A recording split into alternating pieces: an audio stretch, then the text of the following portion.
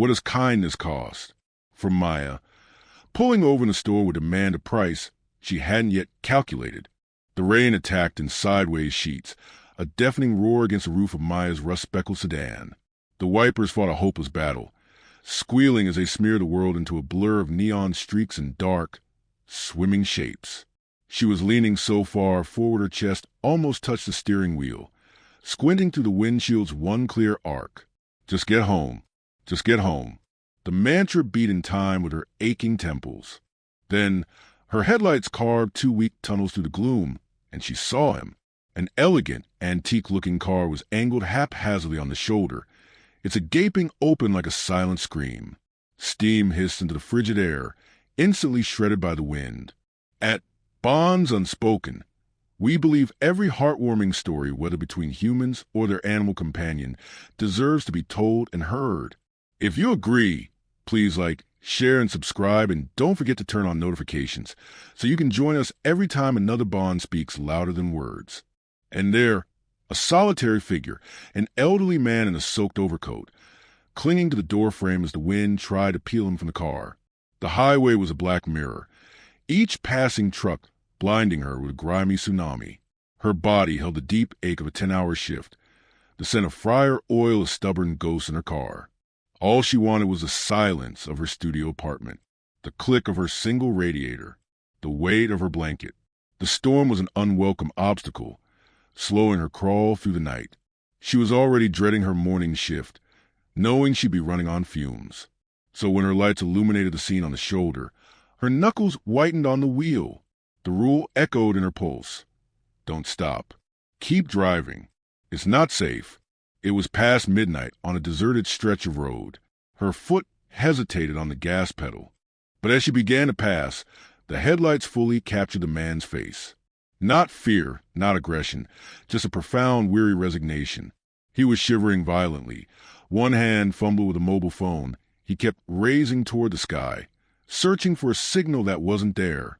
Maya's car drifted past. She watched the scene shrink in her rearview mirror, a tiny island of crisis swallowed by the raging dark. Her hands tightened on the wheel. Not my problem. I can't afford my own problems. But the image of him shaking wouldn't leave. He looked like someone's grandfather. He looked helpless. It was that helplessness, not bravery, that made her foot lift from the gas. A sigh, heavy with exhaustion, escaped her.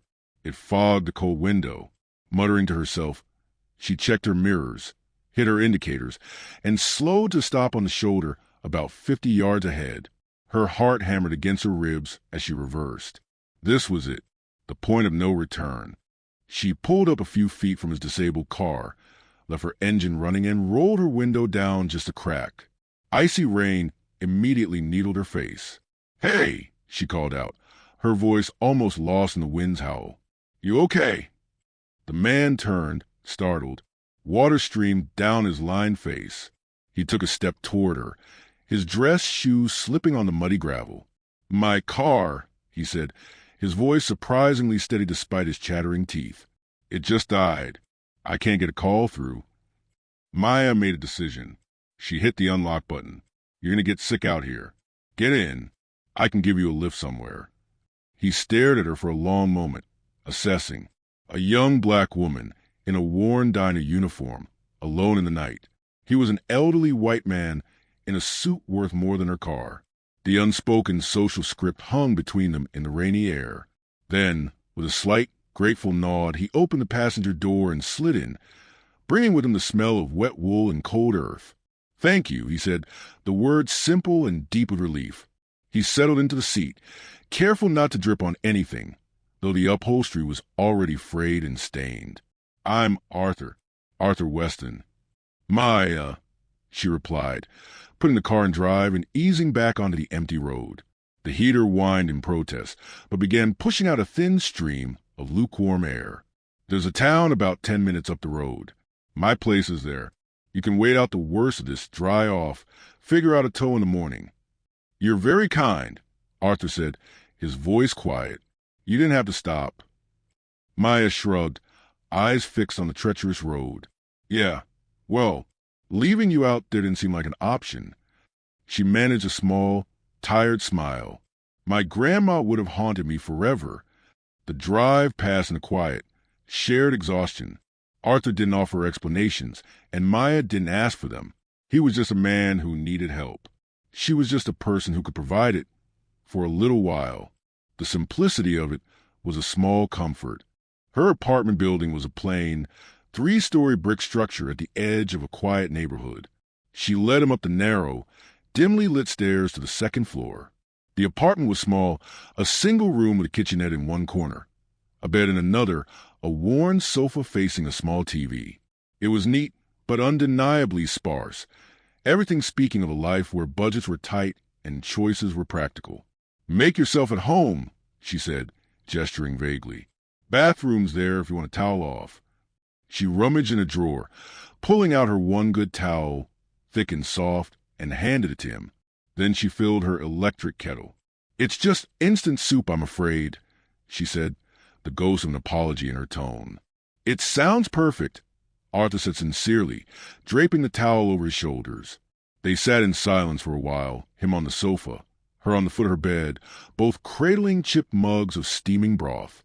The radiator ticked and clanked, fighting its own battle against the damp cold seeping to the windows. The only light came from a small lamp on the floor, casting long shadows. As the warmth seeped back into his bones, Arthur's eyelids grew heavy. Maya noticed. Without a word, she got up, pulled the thick comforter from her bed, and placed it on the sofa beside him. "You should try to sleep. Morning's a better time to deal with car troubles." He began to protest, but she shook her head firmly. "I've pulled enough all-nighters. One more won't kill me. Take it." Her tone brooked no argument, the same tone she used to manage rowdy tables at the diner. Defeated by her quiet insistence and his own fatigue, Arthur settled under the blanket. The last thing he saw before sleep took him was Maya pulling a spare sweater over her uniform and sitting by the window, a silent sentinel watching the rain gradually ease from a torrent to a gentle patter. The storm inside had passed. In the new quiet, Maya felt a calm settle over her.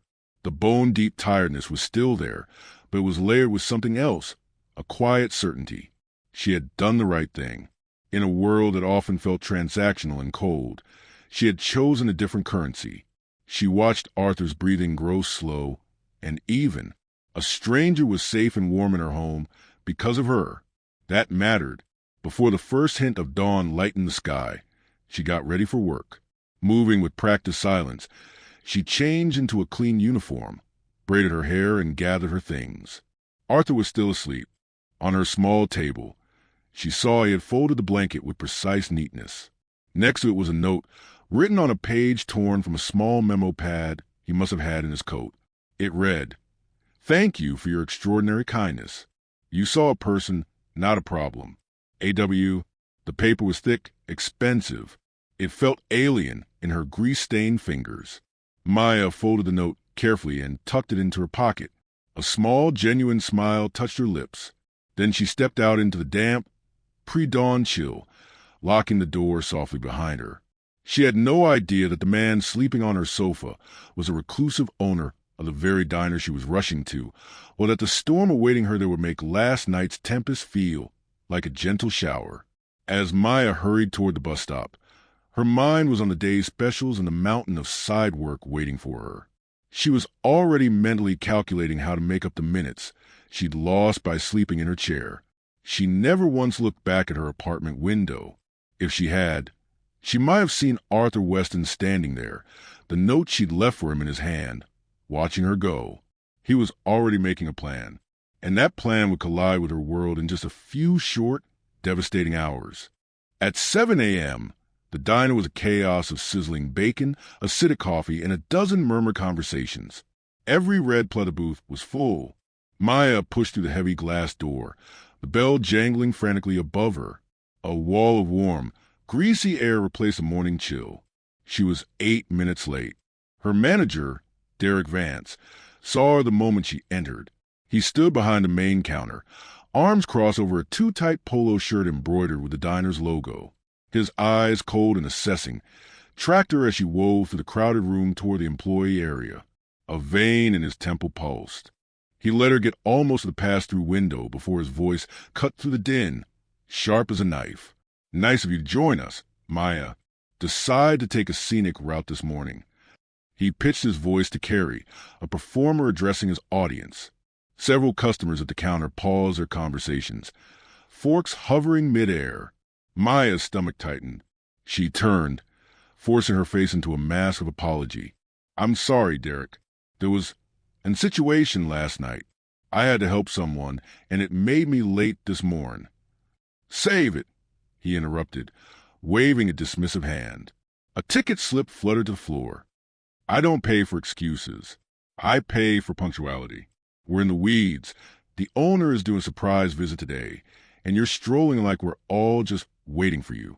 He stepped out from behind the counter, moving into the center aisle, making the confrontation a public spectacle. A hot prickle crawled up her neck and into her cheeks. She could feel dozens of eyes on her. The curiosity of the regulars, the pity from Sheila the other waitress, the uncomfortable avoidance from the new busboy. It wasn't an excuse, she said, her voice lower, straining for calm.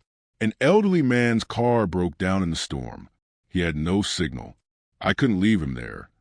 Derek barked a short, humorless laugh. A charity service. Is that what we're running now? Tell me, does Good Samaritan pay your utility bills? He took another step closer, his voice dropping into a venomous stage whisper everyone could still hear.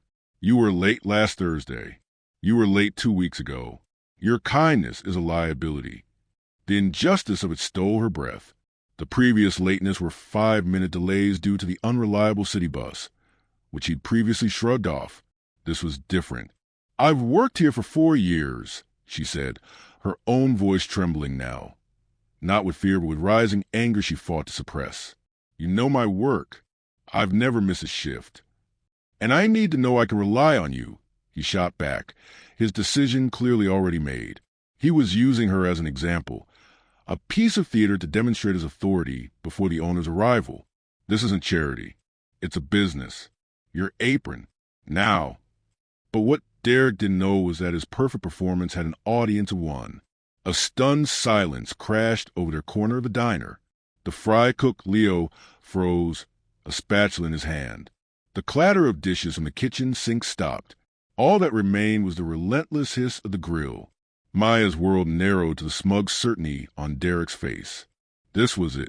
For years of early mornings, remembered orders, cleaned up spills, and forced smiles, all ending in a public execution over 8 minutes. With deliberate slowness, her fingers numb, Maya untied the strings of her black apron. The fabric was stained with old coffee and speckled with grease. It was a badge of hard labor, now being stripped away. She placed the folded apron on the counter between them, a final, quiet act of dignity. You're making a mistake, she said, her voice barely a whisper.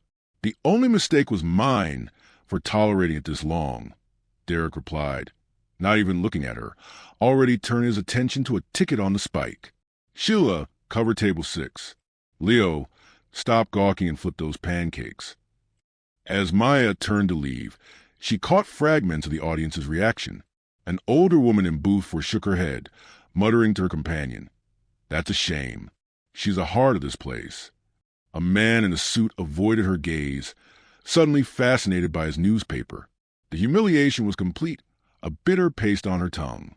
The familiar bell jingled again as she pushed out into the gray morning, the sound now feeling like a funeral toll. Outside, a light drizzle had started again. It beaded on her hair and coat, colder than last night's storm. She didn't look back. She just started walking. The image of Derek's triumphant face burned into her mind. He was right about one thing, she thought, a hollow ache opening in her chest. Kindness doesn't pay the bills. Derek watched her go from the window, a satisfied smirk playing on his lips. He straightened his polo, running a hand over his gelled hair. Perfect timing, he murmured to himself, turning back to the now quiet diner. Owner's coming. Needed to trim the dead weight anyway. He clapped his hands together, the sound jarring. All right, people, look sharp. I want this place shining. Unseen by anyone in the diner, a sleek, dark sedan with tinted windows had rolled to a stop across the street just as Maya exited. The passenger side window lowered a mere inch. Inside, Arthur Weston sat in the driver's seat, his expression granite. He had watched the entire scene through the diner's large front window, seen Maya's entrance, Derek's theatrical berating, her stiff-backed departure. He saw the folded apron on the counter. The rain on his windshield blurred the scene, making it look like a memory already dissolving. His fingers tightened slightly on the steering wheel. The note she had left for him was tucked in his breast pocket. You saw a person, not a problem. And inside that building, a small-minded man had just treated a person with profound kindness as nothing more than a disposable problem.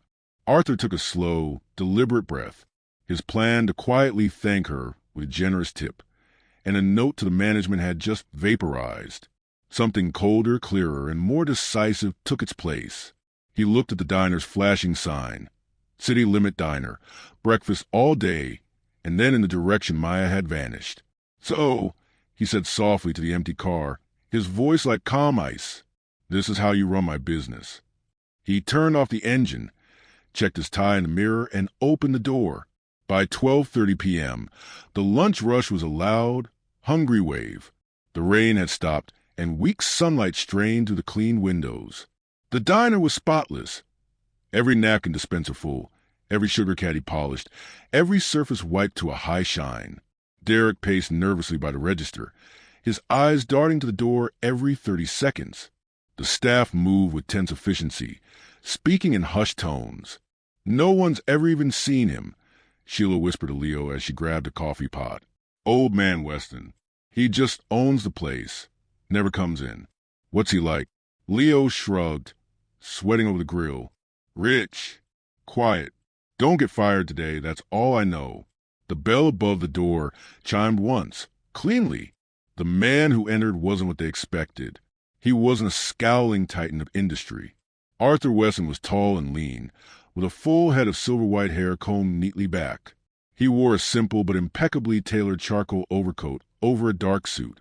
His posture was relaxed, but his eyes, a pale, penetrating blue, swept over the diner in one comprehensive glance, missing nothing. The room's volume dropped by half. Derek sprang into action, a wide, ingratiating smile plastered across his face. "Mr. Weston, sir, welcome." He hurried forward, hand extended. "Derek Vance, manager.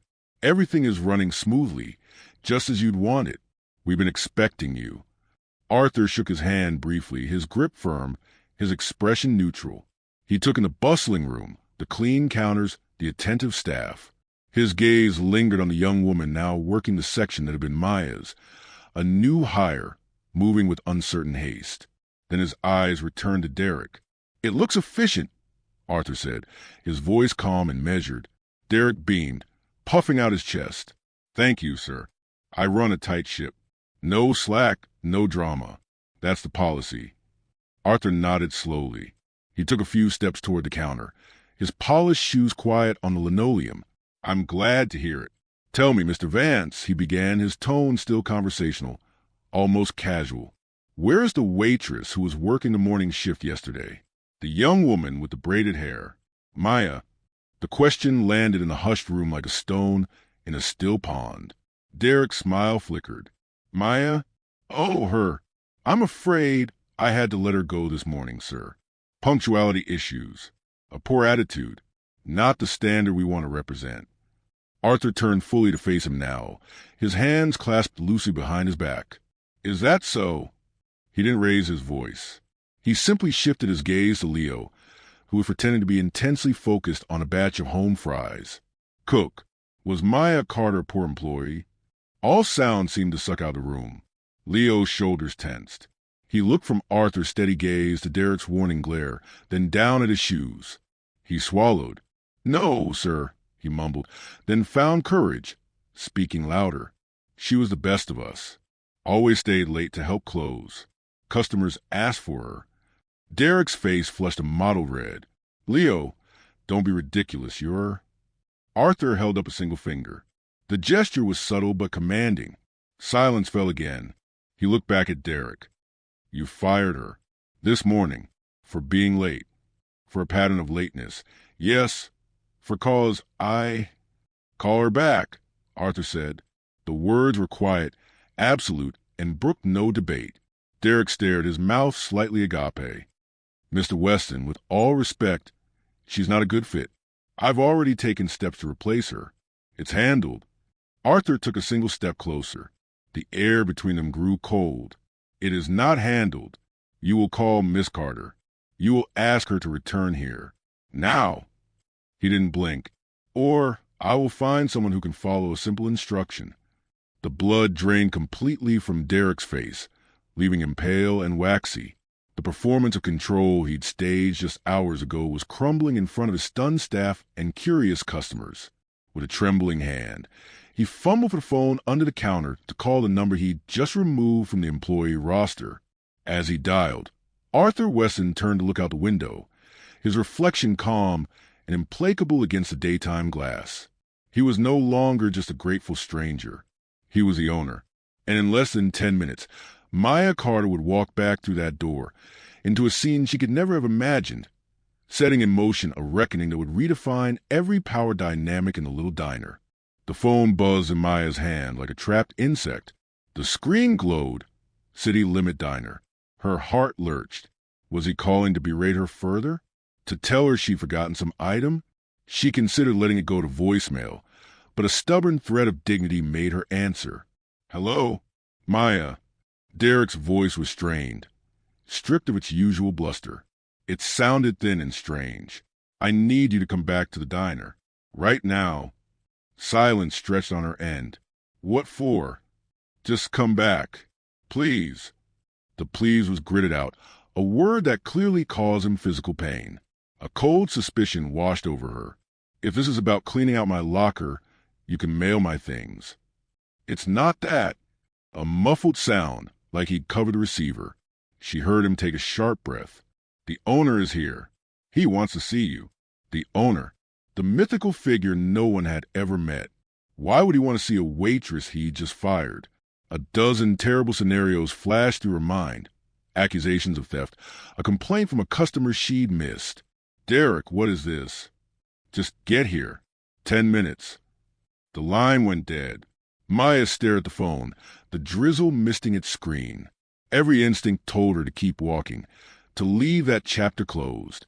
But curiosity and a faint, foolish flicker of hope pulled her to her feet, turned toward home, or back toward the fire. Her feet chose for her. She turned and began to walk back, her damp clothes clinging unpleasantly to her skin. The 10-minute walk felt like an hour. With each step, the diner's flashing sign grew larger, a beacon of confusion and anxiety. She paused outside the big front window. She could see the usual lunch crowd, but the energy was all wrong. People were eating, but they were also watching something near the counter. She saw Derek, pale and rigid. She saw Sheila and Leo, standing side by side like sentries.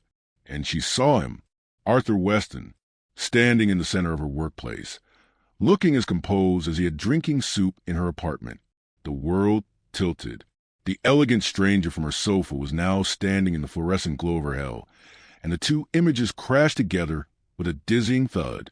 The kind old man from the storm was a reclusive Mr. Weston.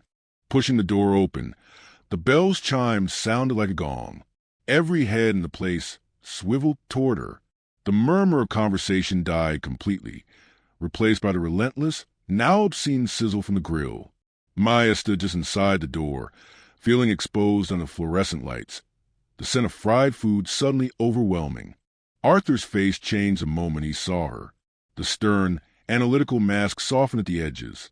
His eyes, which had been coldly assessing Derek, warmed with recognition and something deeper, respect. Miss Carter, he said, his voice carrying easily in the silent room. Thank you for coming back. Derek opened his mouth, but no sound came out. He looked like a man watching his own verdict being read. Arthur gestured for her to come forward. Maya walked slowly down the aisle, acutely aware of the path she'd been publicly marched out of just hours before. She stopped a few feet from him, unsure what to do or say. Mr. Weston, she managed. I didn't know. Of course you didn't, he said gently. Then he turned his attention back to Derek, and his voice, while not rising, took on a new, cutting clarity. Mr. Vance, you told me you fired Miss Carter for cause, for a pattern of lateness and a poor attitude. He paused, letting the words hang. You told me she was not a good fit for this business. Is that your final statement? Derek found his voice, a desperate, reedy thing. Sir, the records show. I asked for your statement, Arthur interrupted, his tone freezing. Not the records. Your words. Trapped, Derek's eyes darted around the room, finding no escape. Yes, that's correct. Arthur nodded slowly. Then he looked at Maya. Miss Carter, you were late this morning because you were ensuring I was safe, warm, and had a path forward after my car failed. Is that accurate? Maya swallowed, her mouth dry. Yes. Did you know who I was? Did you have any expectation of reward? No, she said firmly. I just saw a man who needed help. Arthur Weston then did something remarkable. He took a small step toward the gathered staff and customers, becoming a narrator for the room. Last night, in a storm that would have made most people lock their doors and look away, this woman stopped. She took a stranded stranger into her car, into her home. She gave me her food, her only blanket, and her kindness without a single question. He held up the folded note from his pocket. She saw a person, not a problem. That is the character the employee Mr. Vance deemed a liability. That is the poor attitude he cited.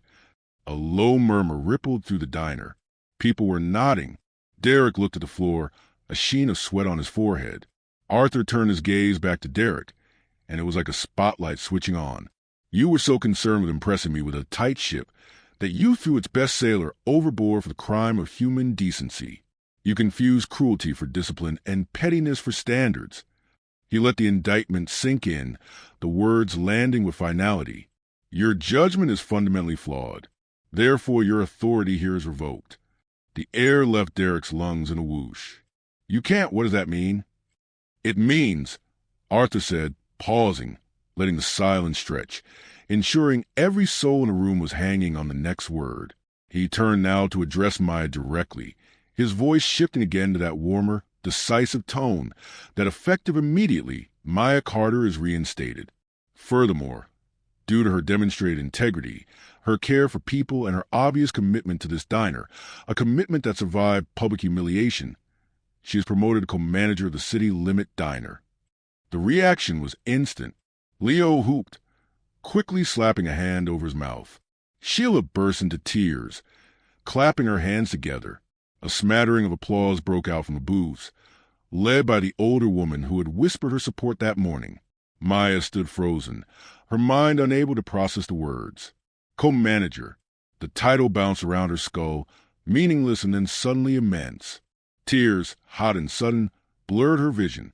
She blinked them back fiercely. Derek found a last reserve of defiance. Co-manager? With who? You can't just... With me, Arthur said flatly. Until a suitable replacement for your position is found, I will be the other co-manager. You are relieved of duty. You may collect your personal items and leave. The walk of shame was now Derek's. Shoulders hunched, he slunk past the staring customers and into the back office. The silence he left behind was electric, buzzing with possibility and shock. Arthur stepped closer to Maya, lowering his voice for her alone. This is not a gift, Maya. It's a correction. This is your place as much as anyone's. More after last night. He offered a small, sure smile. Now, would you like to help me ensure our staff gets through the lunch rush? The word R did it. It made it real. Maya took a deep, shuddering breath, looked around the expectant, hopeful faces of her co-workers, and felt the weight of the apron she'd folded hours ago lift. A new, different weight settled in its place. One of responsibility, but also profound respect. She nodded, squaring her shoulders. Yes, she said, her voice clear and steady. I would. For the rest of the afternoon, a new energy hummed in the diner. The staff moved with a purpose that was part excitement, part liberation. Maya, guided by Arthur's calm presence, slipped into the logistical role with surprising ease. She knew the rhythms of the place better than anyone. She coordinated table turns, helped run food, and offered a steadying smile to the team. It was the same work, but the foundation had been utterly transformed. Fear had been replaced, tentatively, with fairness. As the sun began to set, painting the diner in warm orange light, Derek Vance finally emerged from the back office, a small box in his hands. He didn't look at anyone as he walked to the door, but Maya, from her spot by the pass-through window, saw the look he shot toward the cash register, a glance filled with venom so pure it sent a chill down her spine. It wasn't just humiliation in that look. It was a promise. He was gone, but the poison of his resentment had been left behind, a slow leak that would soon threaten to taint the diner's fresh start. Derek Vance's humiliation didn't evaporate. It curdled, and in the dark, it began to plot its revenge. The staff morale soared. Tips increased because customers, sensing the shift in atmosphere, lingered longer and ordered dessert. The laughter from the kitchen was genuine, not strained. Maya had even instituted a simple family meal before the dinner rush, a small gesture that made everyone feel like part of a team, not just cogs of a machine. On a Tuesday morning, Maya watched Leo whistle while he flipped pancakes. Sheila laughed with a regular about his grandkids. The diner didn't just work now, it breathed. But in every transformation, there is friction. Derek Vance, stripped of his title but kept on payroll in a nebulous assistant role per Arthur's insistence on giving second chances, was at friction. He worked the register now, his smile a tight, practiced grimace. He answered to Maya. Every sure thing, Maya, or on it, boss, was delivered with flatness that hollowed out the words. He performed his duties with robotic efficiency, but his eyes, cold and calculating, followed her. They watched her handle cash drops, saw her lock the small office at night, noted her routines. The first discrepancy was small, almost dismissible. A $50 shortage in the till Maya balanced on a Wednesday night. She frowned, double-checked the receipt tapes against the cash, counted again. It was definitely off. She wrote it off as a likely error during the rush, an honest mistake by one of the new hires. She covered from her own tips, a silent practice from her waitressing days, and made a mental note to review cash handling procedures. Then it happened again the following week. $70 this time, then $40. The shortages were never from Derek's register, which always balanced to the penny. They were from the till Maya used for her managerial cash drops, or from the one Sheila used on the shift after Derek. A cold, creeping dread began to uncoil in Maya's gut. This wasn't random. The pattern was too selective, too clever. It was designed to point a finger, without leaving a print. She brought it to Arthur during one of his visits, laying out her meticulous logs in the small back office. The hum of the refrigerators was the only sound. "I've balanced every register myself for 2 weeks," she said, her voice low. "It's deliberate. The amounts vary. The timing is irregular. Someone is trying to make it look like I'm skimming or that I'm incompetent." Arthur studied the numbers, then her face. He saw no fear of being caught, only the fierce frustration of being wrongly accused. "Do you have a suspicion?" he asked. Maya hesitated. Pointing a finger felt ugly against the new culture she was trying to build. "I have no proof, only a feeling, and the fact that one register is never short." Arthur nodded slowly, his expression turning grave. "A feeling from someone who reads people as well as you do is evidence enough for me to investigate." He leaned forward. "We will handle this quietly. We will get proof." The plan was simple and clinical. 2 days later, a man in unremarkable clothing arrived, introduced to the staff as a new POS system technician there to update software. He spent hours in the ceiling crawl space and behind wall panels. By the time he left, tiny high-definition cameras were discreetly embedded in the crown molding above both the main register and the manager's office door, their wide lenses capturing every movement within 20 feet. Only Arthur and Maya knew. The tiny lens in the crown molding saw everything. It saw the truth waiting to happen.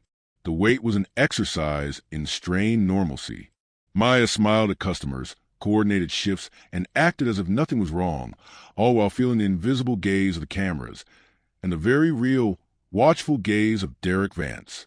He became almost solicitous, offering help with the cash count, asking detailed questions about drop procedures. It was a predator testing the fences. The storm broke on a Tuesday. The weather had turned again, a cold rain pattering against the diner's windows. Maya had to leave an hour early to sign for a crucial produce delivery at the back door. Derek saw her put the afternoon cash bundle, $300 in small bills, into the manager's drawer and spin the combination lock. He watched her pull on her coat and hurry out into the rain. The diner was quiet, the lull between lunch and dinner. Sheila was in the back doing inventory. Leo was prepping for the night. Derek made a show of wiping down the already clean counter. He glanced around once, twice. Then, with a practiced, casual movement, he pulled a key from his pocket. Not the manager's key, but a master he'd failed to return when demoted. He unlocked the drawer. On the hidden camera feed, viewed later, his actions were chilling in their calm precision. He removed the cash bundle, counted out exactly $120, and pocketed it. The bills made a soft, greedy whisper. Then, from his own wallet, he produced a pre-written cash count slip with a total $120 lower than the real one. He placed this false slip on top of the remaining money, closed and relocked the drawer. As he walked away, he looked directly toward the kitchen door, and a slow, triumphant smirk spread across his face. He whispered to the empty room, "Let's see your kindness explain this away." The next morning, Arthur called an all-staff meeting for 11 a.m. before the lunch rush. The team gathered around the central counter, curious and slightly anxious. Derek stood at the back, arms crossed, his expression one of bored tolerance. "Thank you for gathering," Arthur began, his tone serious. "There's been a recurring issue with cash handling, missing funds. It undermines the trust we're building here." He looked around the room. "I believe in transparency, and I believe in proof." He nodded to Maya, who brought a small laptop from the office and set it on the counter. The room held its breath. With a click, the footage from the previous night played on the screen. The clarity was shocking. There was Derek, unmistakable, using his illicit key. There was a removal of the cash, the substitution of the slip, the smug, talking to himself smirk. The video played in absolute silence for 30 seconds. When it ended, the silence was thicker, heavier. All eyes turned to Derek. His face had gone from pale to a sickly gray.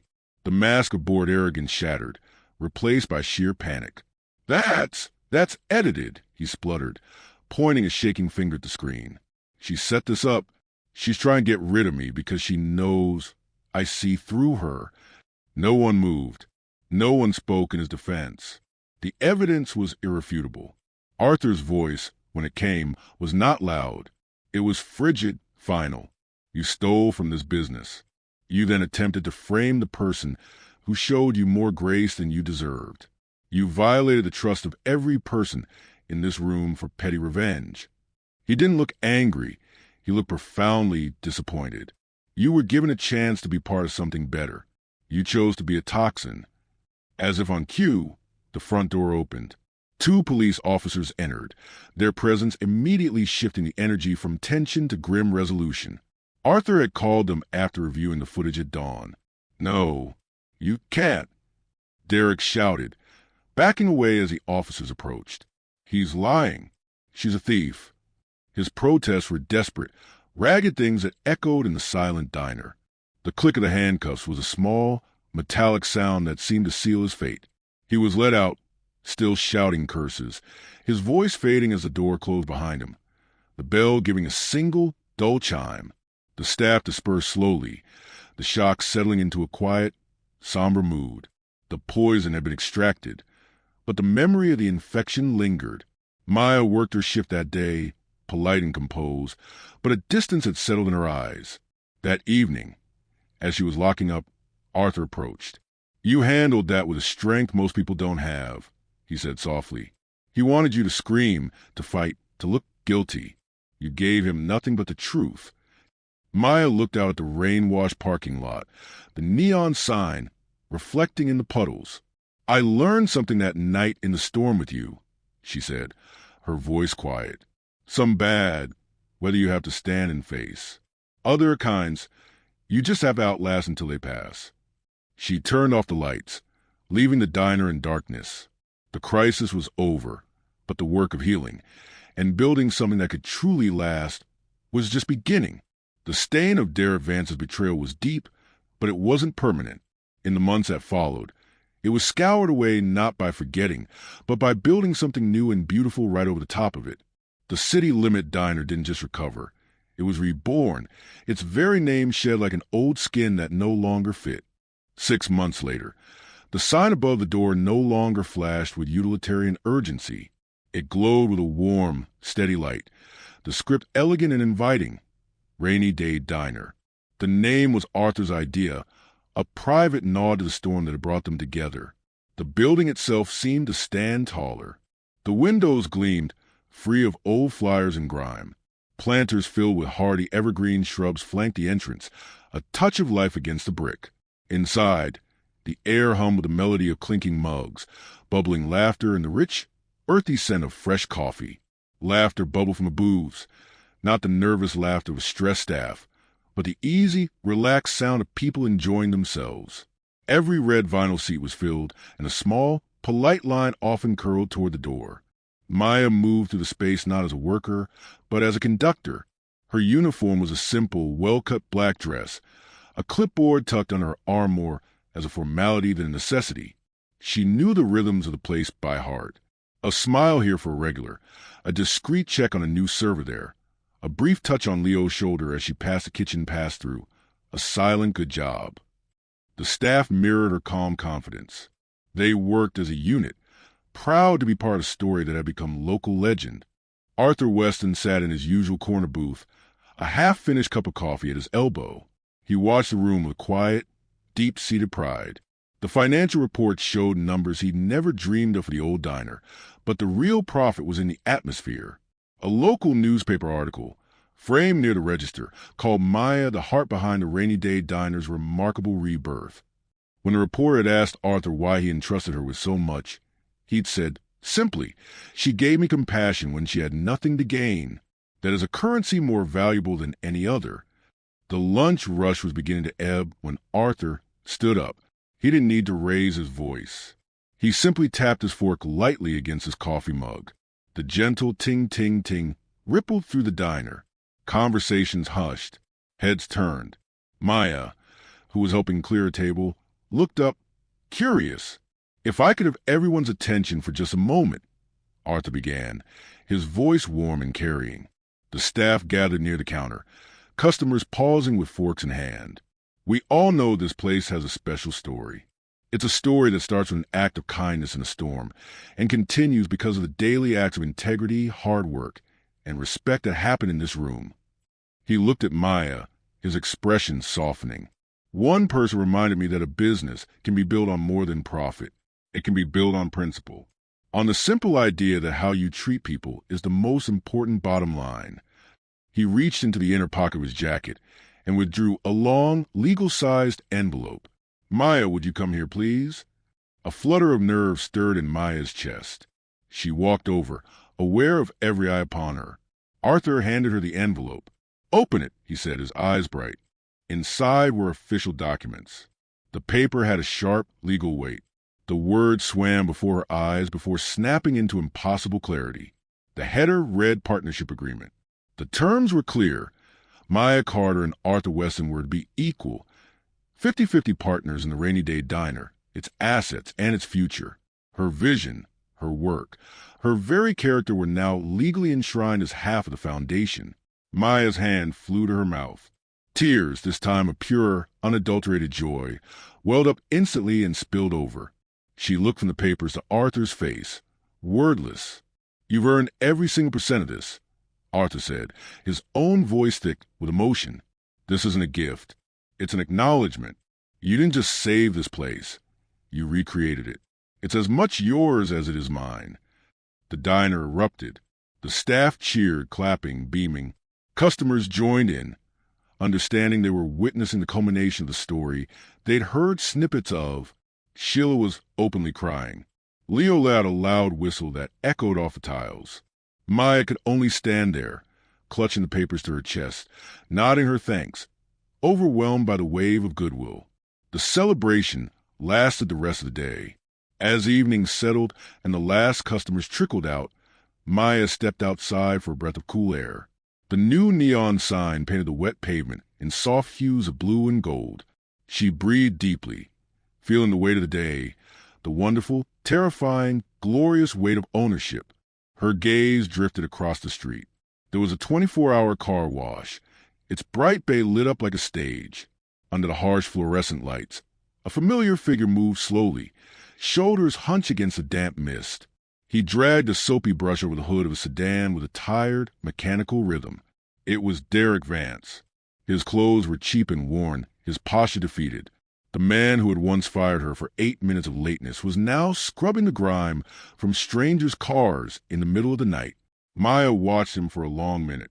She watched him, and the anger was gone. In its place was a hollow, cold pity that sat in her stomach like a stone. And an idea, clear and calm, formed in her mind. She went back inside to the small, tidy office that was now half hers. She wrote a check, not a large one, but a meaningful one, to a local charity that helped people find employment. She filled out a donation form. Then, on a plain piece of rainy day diner stationery, she wrote a single sentence. She placed it all in a clean white envelope, sealed it, and walked back out into the night. Crossing the quiet street, she approached the car wash bay. The sound of the pressure hose was deafening. Derek didn't see her until she was a few feet away. He turned, the hose dropping to his side, water pooling around his feet. His eyes widened in shock, then shame, then a defensive hardness. He said nothing. Maya held out the envelope. "This is for you," she said, her voice calm and clear over to his esteem. He stared at it, suspicious, making no move to take it. "What is it?" "Your name's on it," she said. She placed it on a dry corner of a nearby utility bench. "Open it when you're ready." She held his gaze for a second longer, then turned and walked back toward the glowing diner, leaving him standing in the mist and the artificial light. Later, alone on a break bench at the car wash, Derek finally tore the envelope open. The check made out to the Second Start Foundation confused him. Then he saw the attached donation receipt, made out in his name. Beneath it was the note in Maya's neat handwriting. "Everyone deserves a second chance. I had mine." He read it once, then again. The hard shell around him didn't crack, but a hairline fracture appeared. He stared at the words until they blurred, the sounds of the night traffic fading into a distant hum. Back at the rainy day diner, Maya flipped the sign on the door from open to closed. The space was quiet, empty, and full of peace. She walked behind the counter, running a hand along its polished surface. In the morning, she would be here to open the doors again. Not as an employee, not just as a manager, but as an owner, as a partner. The first light of dawn was just beginning to blush the sky when she arrived the next morning. She tied a fresh apron over her dress, a habit she kept for the feel of readiness it gave her. She unlocked the doors, turned on the lights, and started the first pots of coffee. The scent began to fill the space, rich and promising. The bell above the door chimed. The first customer of the day stepped in, shaking droplets of a light morning rain from his hat. Maya looked up from the coffee grinder, a genuine, warm smile already on her face. "Morning," she said, her voice the very sound of welcome. "Welcome to the rainy day diner." And somewhere across town, a man in a car wash bay rereading a note, wondering if a second chance could ever truly begin. If stories like this touch your heart, don't forget to like, share, and subscribe to Bonds Unspoken. Every click helps us share more incredible moments that celebrate the bond between humans and animals. And be sure to turn on the notification bell so you never miss a story that reminds us what true loyalty feels like.